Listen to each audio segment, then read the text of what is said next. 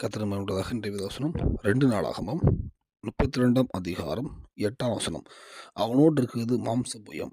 நமக்கு துணை நின்று நம்முடைய யுத்தங்களை நடத்த நம்மோடு இருக்கிறவர் நம்முடைய தேவனாய் கர்த்தர் தானே என்று சொல்லி அவர்களை தேடினான். யூதாவின் ராஜாவை எசேக்கியா சொன்ன இந்த வார்த்தைகளின் மேல் ஜனங்கள் நம்பிக்கை வைத்தார்கள். கர்த்தர் மகிமையுள்ளதாக. இந்த வசனம் அசீரியா ராஜா எருசலேம் சுற்றி வரும்போது எசேக்கியா ராஜா சொல்லுகிற வசனங்கள்.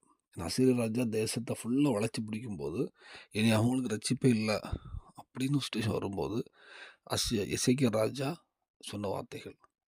நம்ம அடுத்த எசேக்கியா ஜெபிக்கிறாரு. அன்றைய இரவு ஒரு தூதன் வந்து 186,000 பேரை சங்கரிக்கிற அசீரிய படையில் அதோட அவங்க திரும்பி போகிறாங்க. தேசம் பெரிய ஜெயத்தை பெறுது எருசலேமில். இந்த வேளையில் அவர் சொல்லும்போது அவருக்கு மாம்ச புயம். இப்போ அவங்களுக்கு துணை நிற்கிறது. இப்போ எத்தனை பேர் 2 லட்சம் பேர் இருக்காங்க, எத்தனை லட்சம் பேர் இருக்காங்கன்னா அது மாம்சுக்கு தெரியும், எத்தனை பேர் இருக்காங்கன்னு தெரியும். நம்மோடு இருக்கிறது வந்து கர்த்தர். அப்போ இந்த வேளையில் பார்த்தீங்கன்னா அநேக காரியங்களை உலக ரீதியாக இன்றைக்கி யாராவது இருப்பீங்க, அவங்க சில ஒரு வேலைக்கு ட்ரை பண்ணிட்டுருப்பீங்க, ஏதோ ஒவ்வொரு காரியத்தில் பொருளாதாரத்துலேயோ ஏதோ நமக்கு ஒரு சப்போர்ட் இல்லையே. நம்ம உலக ரீதியாக பார்த்தீங்கன்னா கண்ணுக்கு தெரியுது, மாம்சம் தான் தெரியும். அது ஆட்கள் மாம்ச புயம் தான் தெரியும். எனக்கு எம்பிஏ தெரியும், எம்எல்ஏ தெரியும், இப்படி மாம்ச புயங்கள் தான் கண்ணுக்கு தெரியும். ஆனால் அன்னைக்கு அசீரிய படைகள் மாம்ச புயத்தோடு வந்தாங்க.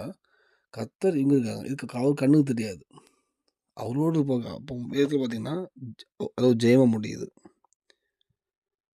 இந்த வேலையில் அந்த மாதிரி ஏதாவது நம்ம இங்கே ஒரு பேசப்பட்டு வேலைக்கு பண்ணுறீங்களா, யாருமே இல்லை, எனக்கு எந்த ஒரு வேலைக்காக ரெஃபரன்ஸ் பண்ண ஆள் இல்லை எனக்கு ட்ரீட்மெண்ட் ஒரு டாக்டர் இல்லை பொருளாதாரத்தில் இல்லை, வீட்டில் உறவு இல்லை, ஏதோ ஒரு இல்லைன்னு வரும்போது மாம்சம் கண்ணில் பார்க்கும்போது இல்லைன்னு இருந்தாலுமே அன்னைக்கு அசீரிய ராஜா மாம்சம் இருக்குது. ஆனால் அதை ஜெயம் எடுத்தாங்க.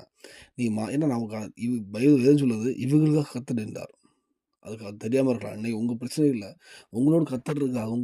உங்களுக்கு நீங்கள் கண்டிப்பாக ஆவிக்காரில் பார்த்து கண்டிப்பாக கர்த்தர் துணை இருக்கார். இந்த உலக ரீதியாக எந்த மாம்ச ரீதியாக எந்த ஒரு யாரும் உதவலை, எது இருந்தாலும் உதவும், இல்லை உங்கள் எதிராக இருக்க காரியங்கள் அநேக மாம்ச பலமான ஆட்கள் இருக்காங்க.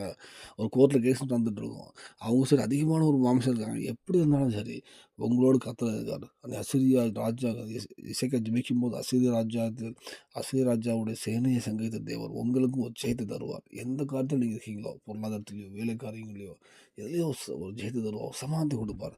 இந்த பூமியில் ஒரு சாட்சி வழக்கு தருவார், பல்லவத்துக்கும் ஆயத்தப்படுத்துவார். அதுக்கு அர்ப்பணிப்போம். தேவன் கண்டிப்பாக பயன்படுத்துவார். தேவனை கிருபை செய்வாராக. ஆமென்.